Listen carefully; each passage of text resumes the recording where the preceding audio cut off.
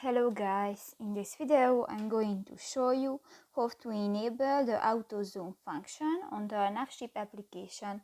But first of all, I just want to mention, please don't forget to subscribe to our channel, because at 100,000 subscribers we are going to show you our YouTube revenue statistics and growth strategy, how to make money online. So let's jump into it. First of all, open the application on your device.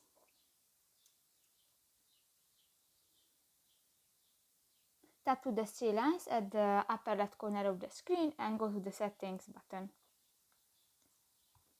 Scroll down and in the map settings section you can find the fourth option, the auto zoom to location automatically.